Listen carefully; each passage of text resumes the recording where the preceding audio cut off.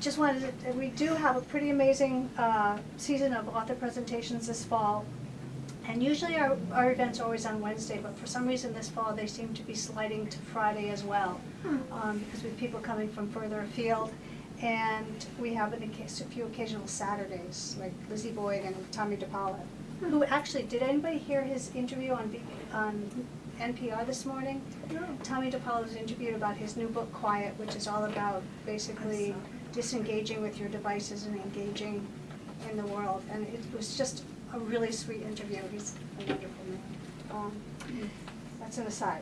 Next Wednesday, we are hosting Micah Perks, who is coming to this coast to do some teaching at Dartmouth for a short period. And so she's going to be here in conversation with another author, Peter Orner, who also teaches across the river, and talking about her book of their collected story, linked stories, I guess you'd call them. It's called True Love and Other Dreams of a Miraculous Escape, which I think is a pretty amazing title.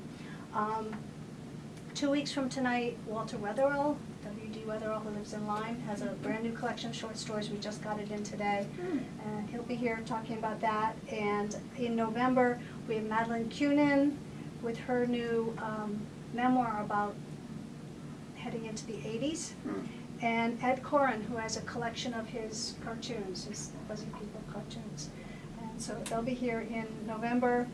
And then in December, our big author event is George Howe Colt, who wrote The Big House, and he has a new book called The Game, and it's basically a snapshot of this country and culture in 1968, and it's centered around a Harvard-Yale game, but I'm not a football person, and I thoroughly enjoyed the book. And we do have an electronic newsletter if you're not signed up, so you can keep track of all of this. But tonight, we welcome Joesph Olshan. And usually when Joe sends me an email, it's to announce a new book coming from Delphinium Press. So it was a little surprising when a few months ago he wrote that he had a new book coming, Black Diamond Fall.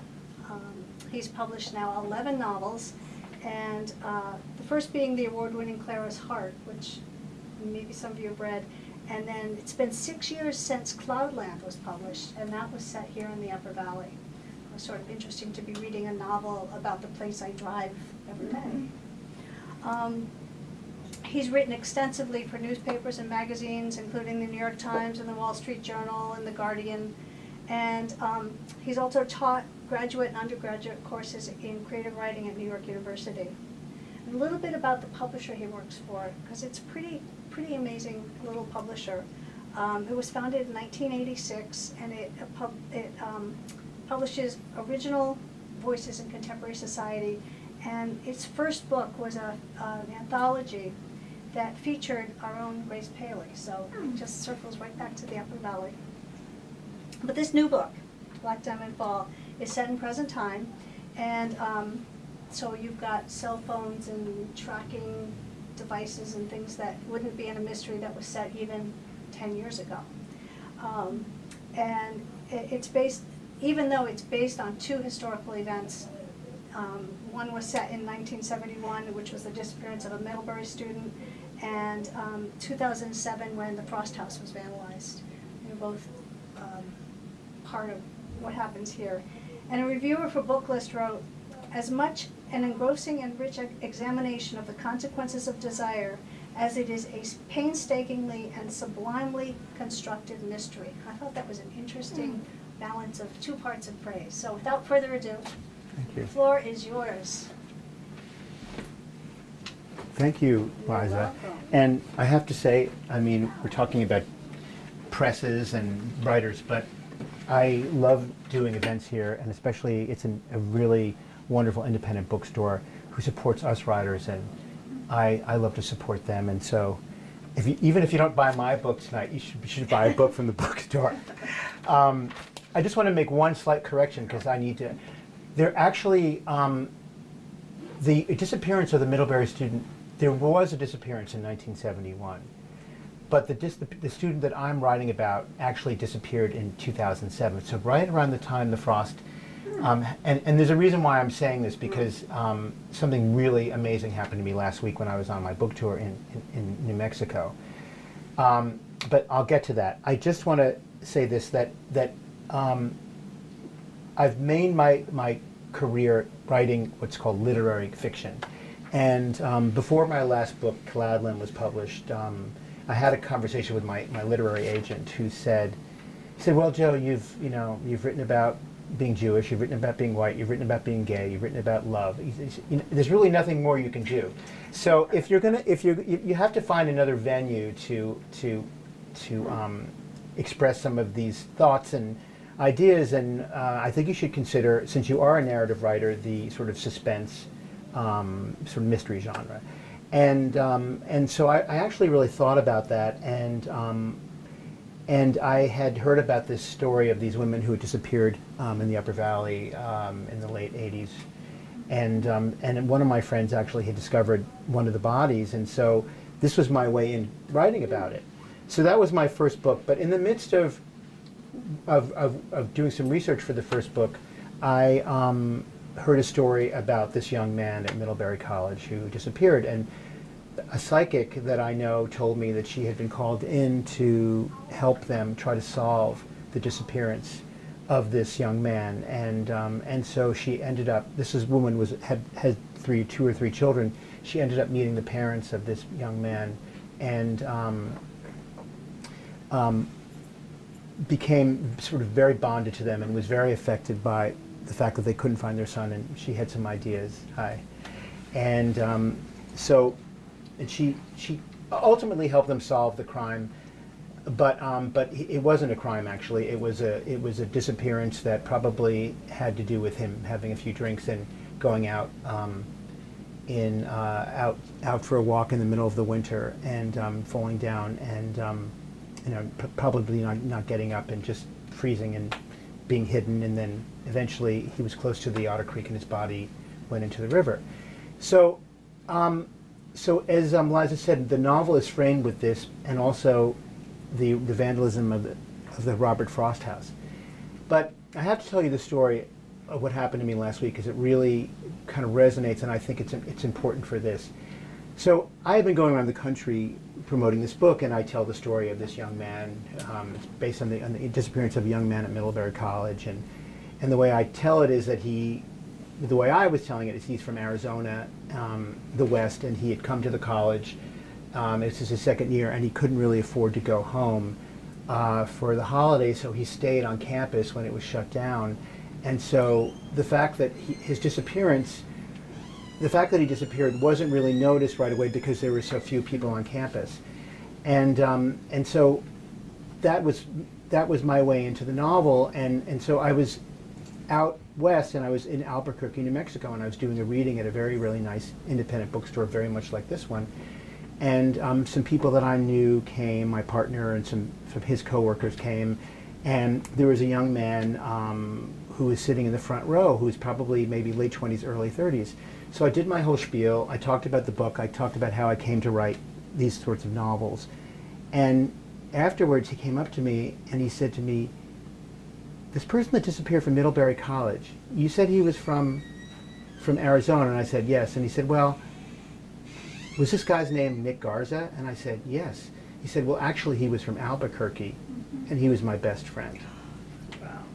So I was really shocked. I mean, I guess he had heard about this event, and he wanted to sort of make contact with me. So my first thought about this was, I had done a television spot earlier in the day, and I thought, oh my gosh, if I had talked about this on television, it could have been really interesting.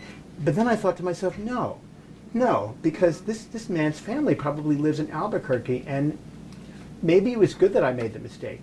I think that if I had identified him any more than I had, maybe somebody would have spoken to his family, and I sort of went into this kind of inner turmoil about what we should write about and what we have to sort of keep as sacred. And at the end of the day, I decided that it was good that I didn't know that he was from Albuquerque. But nevertheless, I was really shocked, especially because this person who was his best friend came. And the sad thing about it was, and this guy looked very sad, is that they were best friends, and they lost touch for a year, and then the guy went to Middlebury, and he never saw him again, and then the guy died. So anyway, but back to what I'm writing in this novel and what I'm writing in general, I sort of came to the conclusion that I needed to tell a story in either a suspense or sort of thriller-esque genre, and I would say that I sort of rely more on suspense. And one of my models is the writer Wilkie Collins, who wrote The Woman in White and The Moonstone, and he was a contemporary of Dickens. And I would argue that Wilkie Collins might be as good a writer as Dickens in the sense that he really does a beautiful job with female characters. And if you haven't read any of his books, I would highly recommend them. He's a wonderful writer, but he does write suspenseful fiction, and he was one of perhaps the first people that wrote suspense fiction, and it's called, in sort of the academic parlance, it's called the novel of sensation. But on my way to an event in Concord a few weeks ago, I was talking to a friend of mine who actually is probably the only person in the United States who teaches an MFA program who actually teaches suspense and mystery writing. And she said to me something that really resonated. She said, if you have the reader in suspense, either by a crime or some mystery, that you can go anywhere, basically. And so this was written about somewhere, and so what I did was I sent it to her. Somebody picked it up and wrote about it, and I sent it to her. And so she wrote me back, and she said, well, that's true, but it's actually this, and I just want to read you what she said, because I think it's really interesting. This is Lynn Barrett, who teaches at the university, in Florida International University in the MFA program. I believe I said that I'd found in that class that once there's a crime, whether it is at the fore, as in traditional mystery and suspense genres, or perhaps set back in the past or to the side, but still there in what is often classified as literary fiction, a crime reverberating across generations in a family, for instance, you've got the reader's interests. It's about something, and you can do lots of different things with it. But also, yes, that using mystery and suspense framework opens up the chance to write about all sorts of human experience and relationships. So that does so much a better job of describing of what I'm trying to do in my novels now, as opposed to what I was trying to do before. And for me, the challenge is taking events that have happened that I can sort of muse on and infusing my own personal life in these events. My last novel, Cloudland, was probably less personal than Black Diamond Fall. I did have a way into it by a story that my close friend told me of finding this body in the snow. And so that kind of began an incantation in my head, which then led me to muse on the other victims of the crime, and then sort of to create a story around that. But the problem for me when I was writing that book is that, and actually this woman I'm mentioning, this writer, read an early draft of the book, and so I gave her the early draft of the book, and she said, Joe, she said, listen, you're changing genres here. I just got to give you one piece of advice. If you're going to be writing a novel, a mystery novel, or in the mystery suspense genre, no matter how literary, you have to suspect more than one person. The reader, there's a readership out there that will clobber you, and if you don't give them what they want, and that's the reason why a lot of people write in the mystery suspense genre, because there is a built-in readership. So you have to suspect several different people. You just can't have it one suspect. Of course, that came as a surprise to me, because quite honestly, I don't read a lot of mystery and suspense fiction, and so I really had to learn as I went along. And I also had to realize that if you're going to dip your toe into the genre, you're going to have readers' expectations, which is different than literary fiction. And some literary fiction, by the way, and I say this because I'm an editor, could use some more plot. It can be very baggy, and there aren't enough editors out there that are telling writers that they need to sort of, get the story moving. So in the case of this particular novel, I had two stories that I wanted to write about. One of the disappearance of the young man, the Middlebury College student, and then the fact that the Robert Frost house was vandalized in around the same time. somehow I knew I wanted to bring them together, but I didn't know how I could bring them together. And I am unlike a lot of writers that I know. A lot of writers I know actually do these very careful outlines of what they're going to do. And I have an enormous amount of respect for that. But it's not the way I work, because I really have to discover what I'm doing as I am writing it. And it's just a different method. It's no better, it's no worse, but it's the way I work. And I can't work by an outline, because invariably something is going to change. So I knew that I wanted to write to write about these two events and to bring them together. But I also wanted it to be a more personal novel than Cloudland. And I think that this young man who disappeared at Middlebury, I was able to use him as a template to write about a situation that I was in with a much younger person, and use all the intensity around that, and use this actual person who disappeared as the template for everything that I wanted to write about, and also to sort of use that as a center of the book, and then have other people in the book, even the detectives who are investigating the crime, to reflect on this relationship between an older man and a younger man, and the intensity of it, but the fact that the relationship is pulled apart.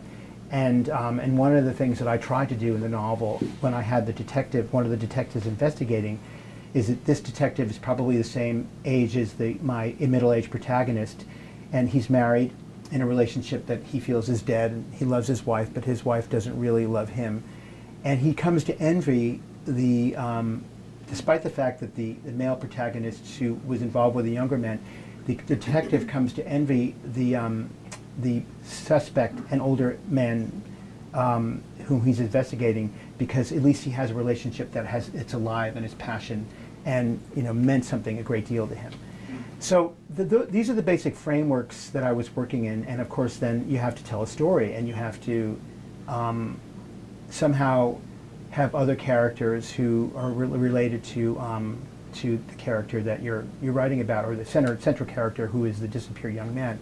Now, interestingly, one of the reviews of this book really struck me.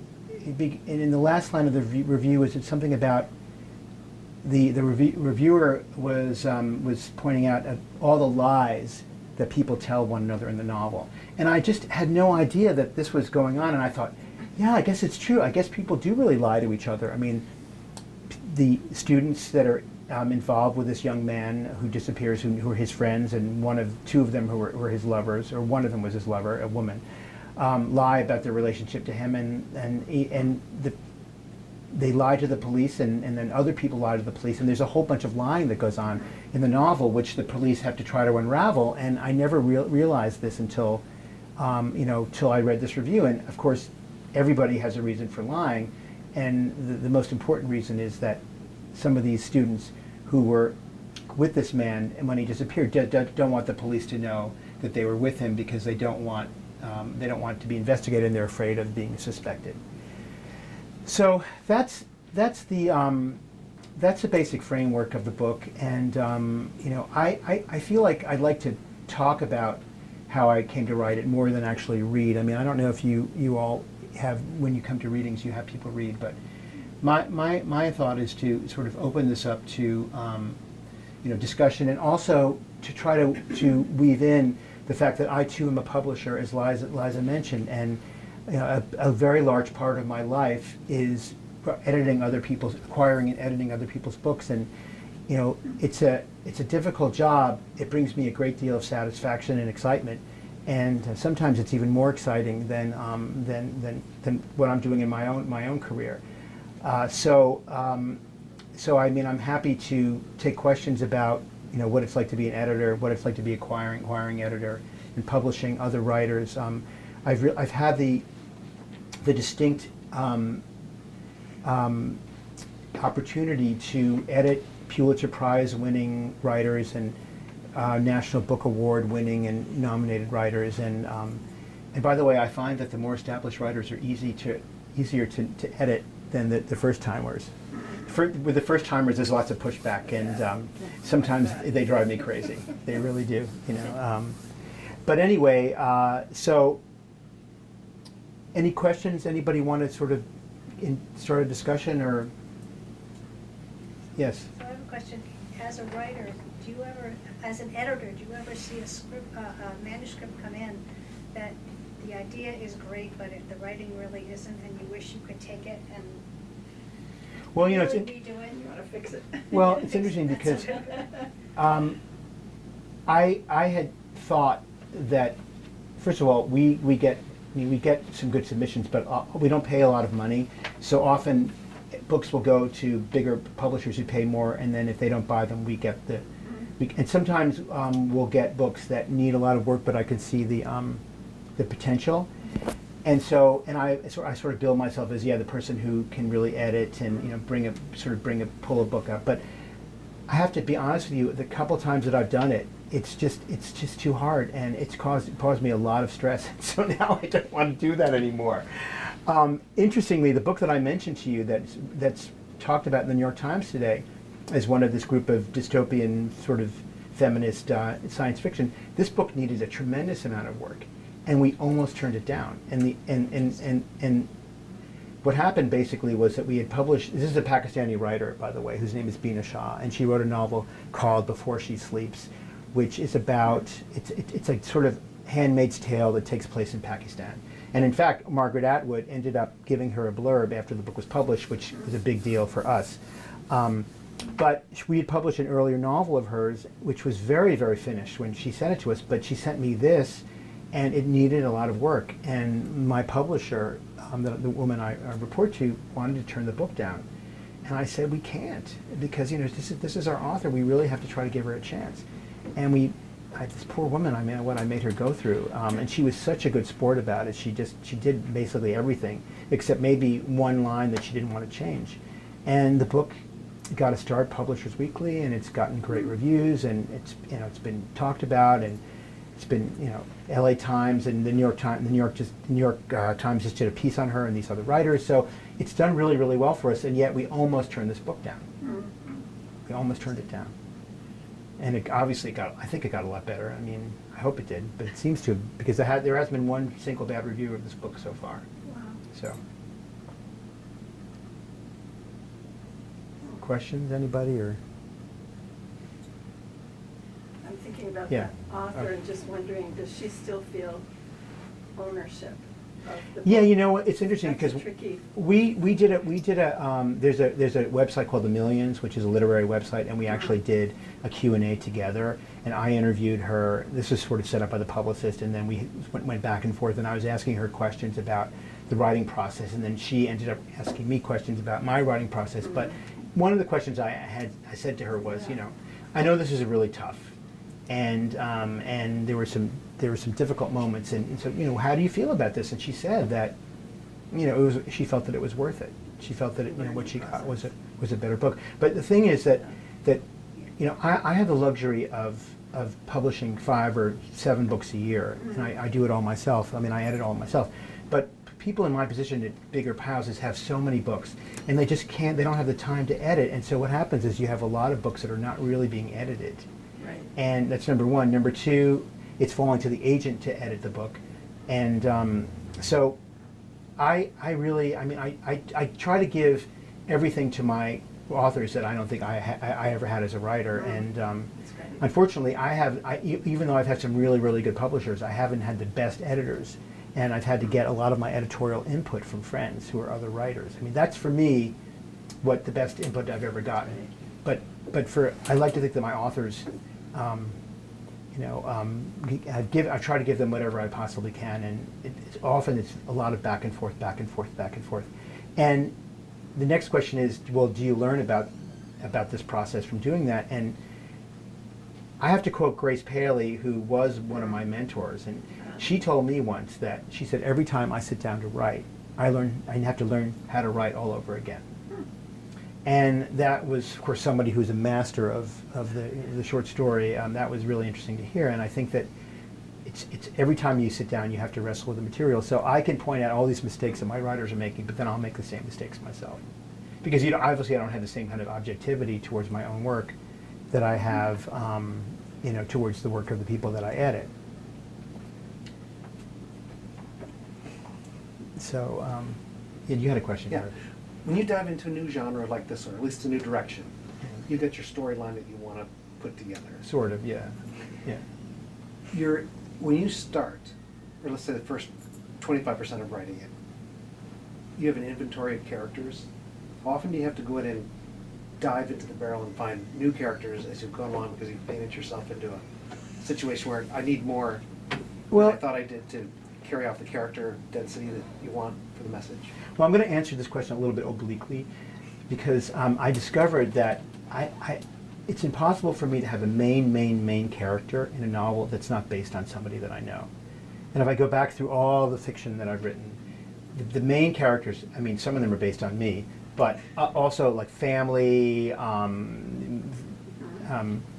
Jennifer, and you know, I have a friend, Francesca Durante, who's an Italian novelist, and Eric and Piper and Jennifer know her, and she was a main character in one of my previous novels, and of course, she's a larger-than-life character. Wouldn't I want to write about her? Yeah. So, so I have to, I'm sort of constrained in the sense that I really need to write about people that I know, and somehow, the minor characters I can invent, but I can't invent a major character. I feel like, I don't know if it's that I can't do it. I feel that it's almost sacrilegious in a way, and I can't quite describe why.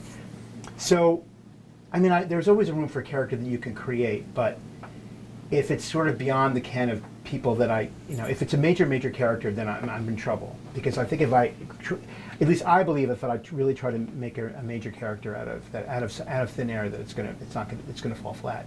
And for me, characterization is really important, and it's a principle that I've always adhered to, and people who write mystery suspense they're often more interested in plot and situation than they are in character, but I feel character drives the novel, and good, well-drawn characters also help you figure out plot and how to bring things together. For example, in this book, I brought the Robert Frost farm and together with this disappearance of the student at Middlebury. And by the way, I don't know if any of you know the story of the Robert Frost vandalism. And this is actually in the novel, but I had to take it out because it didn't work. But so it was a bunch of high school students who vandalized the Robert Frost farm, and so when they were caught and they were sentenced, I guess they were sentenced. They had some kind of sentencing, either it was community service, but they were also sentenced to study Robert Frost poetry with Jay Perini for 3 weeks at Middlebury. So they had to study Robert Frost poetry. Now that is a great kind of irony. And I actually had it in this novel, but what happened was that the vandals in an earlier draft, who were these high school kids, I realized I had to get rid of them because they didn't really have a place in the book, and so I made 2 other characters who had a more central place in the book, responsible for the vandalism. And that kind of sort of answers your question in reverse. I had 2 characters. I had 2 characters too many, and I had to cut them out. And by the way, the other thing that I cut out of this book was that the psychic that I mentioned, who told me about the disappearance of this young man and her involvement with the family, she had a role in my previous novel, Cloudland, and I brought her into this book, and then I realized she didn't belong, so I had to take her out too. So, and maybe it was a good idea, because sometimes if you have a recurring character, if they're not a main character, people question you. And by the way, all these books where they have all these recurring characters, I don't know how these people do it. I just can't imagine writing one book after another where the character keeps coming back. I mean, I once did a sequel to my first novel, Clara's Heart, but I wrote that maybe 20 years later. So of course I had time to cogitate. But the writers who are able to churn out a book every year, every 2 years with the same character, my hat's off to them. I mean, I think Jodi Picoult does that, right?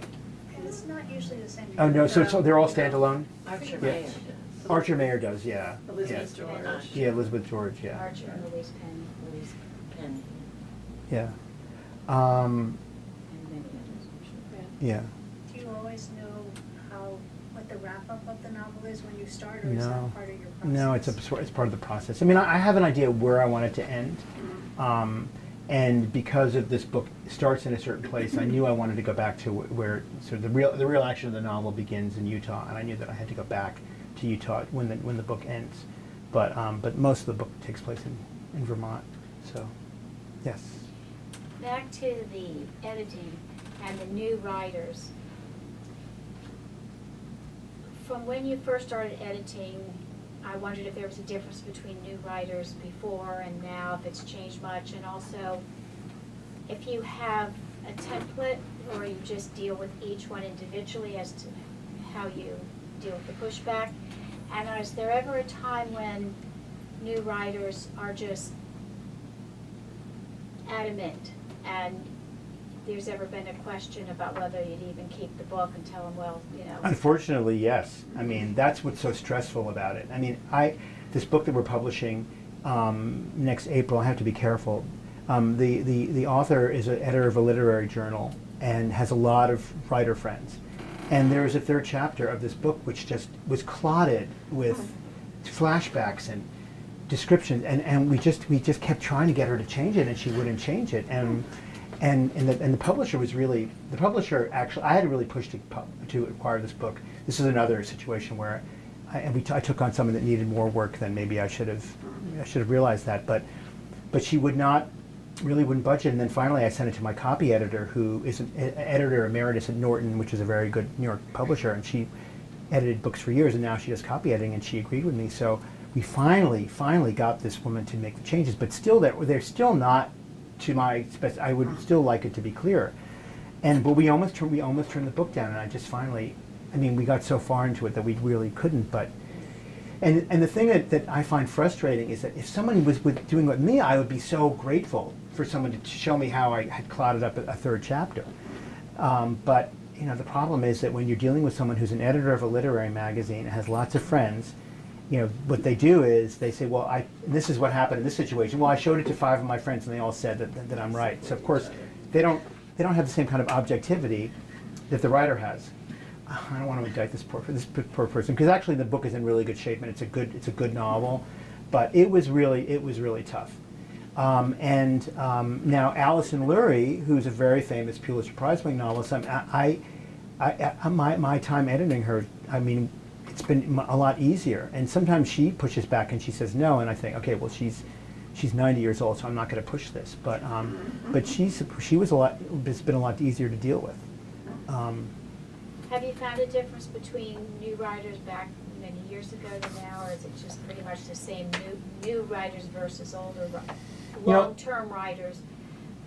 Well, and not that much difference in. Well, I mean, here's the thing. So I'd like to refer to the manuscripts that I don't accept.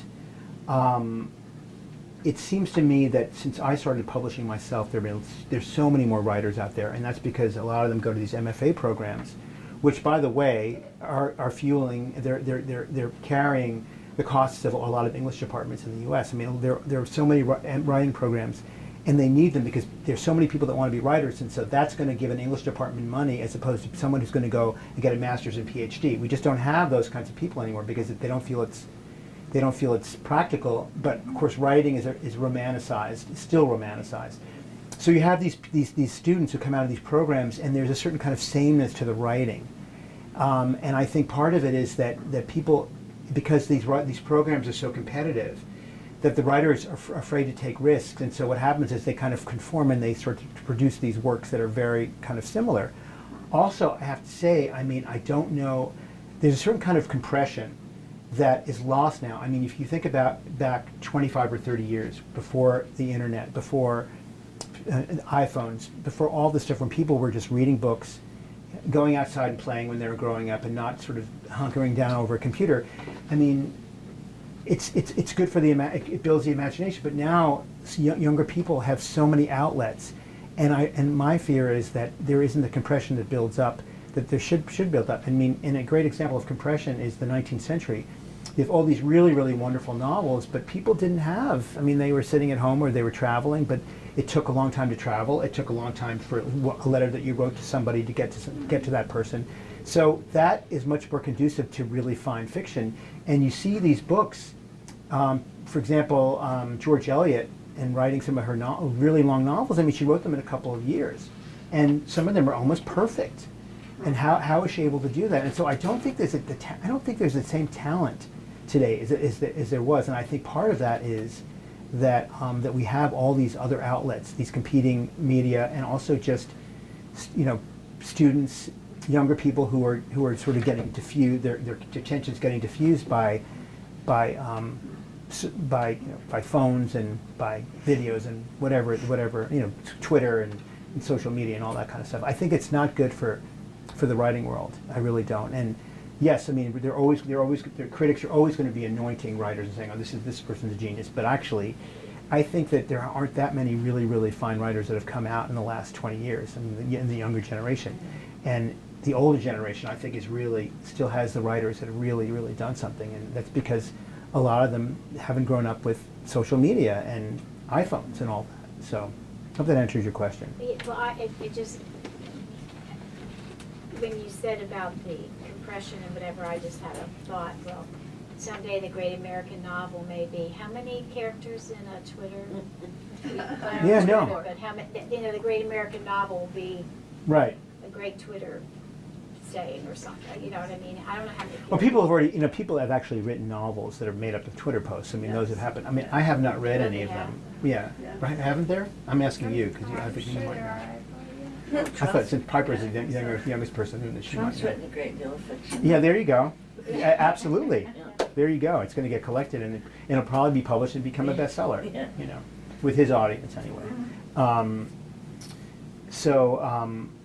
But yeah, no, I think the quality of writing has it's just not the same, and I think it's because of this. And nobody, of course, wants to talk about that because it's really hard. The literary establishment has to be able to say, oh, here's this young writer who's a genius, because they don't want it to be they don't want there to be a vacuum.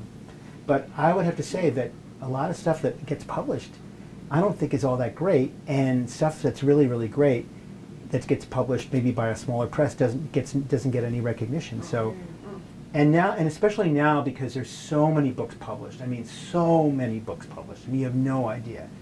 And I mean, thousands of books a week are published, and of course, there's no venue for them. And there's certainly, the review space has shrunk too. I mean, it used to be.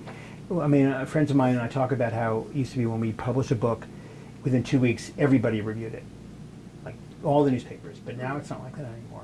I mean, really well-known writers might get one review for their book, and it's just because there's a lot of competition, and also book review space has shrunk too. So now bloggers are taking up where book review editors are leaving off. Yes, So this is a total shift from what you've it's a talked about. fine. I know that, or I believe that you write every day, or most days, that you get up and that you have a block of time and that you try to write. Is that? When I'm working on it, I mean, I try to, but So, not always. But right, I mean, everybody Yeah. takes vacation. But if you're writing all the time, do you always like sketch out or know where right now I'm writing a book and it's going to be this kind of book, or do you ever just writing and then suddenly, 5 days in and 300 pages find that you're in the beginning of a novel? Well, that's actually never happened to me. I mean, I've certainly thrown out the opening of books before, but I've never gone 300 pages and then found what I was writing about. People talk about that. I don't know if I would have the patience to sort of wait that long. And also too, I mean, as much as I would say that it's become harder to write as I've gotten older.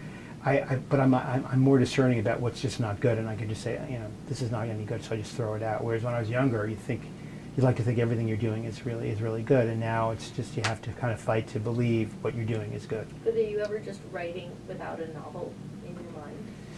No, I don't think so. I mean, I'm writing, trying to discover what the novel is I want to write, because I have the emotions that are going to fuel it. I mean, you have to be able to go the distance, right? I mean, just like when you're running a race, and you have to sort of, I mean, people, before they do marathons, don't they take that goo, or they just fuel their bodies and they go? So it's kind of like that. You have to, and what fuels you are these emotions, these very, very powerful emotions. And just like when I wrote this book, I had these very powerful emotions about getting older and my struggle with that, and also, the sort of the very passionate relationship that I had, which, lasted for a few years and then ended gracefully, actually, not like it does in this book. Because nobody wants to read a novel about somebody who's in a relationship that there's no problems and it ends gracefully. It just, it's not interesting. So you have to kind of change it. Really appreciate Yeah. Yes. What are you working on now? Is there not So much I could talk about it. I don't mind talking about it. I'm writing a novel about it. I'm going back to my sort of high school and early college years, where I was sort of I mean, in the novel, the character based on me is goes to Boston College. But when I was in high school, late in high school and early in college, there was a kind of mentor. I had a mentor who was an Italian professor who taught at a very small college in White Plains, which was called Mercy College. It's a Catholic school. And he just, we used to go to his house, and he would talk about literature, and then one day he just killed himself, and we had no idea why.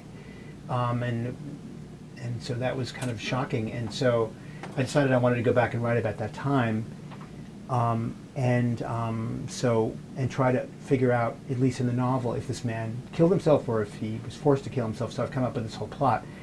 And interestingly, in Cloudland, I was writing about Wilkie Collins. There's a manuscript by Wilkie Collins that's in this book.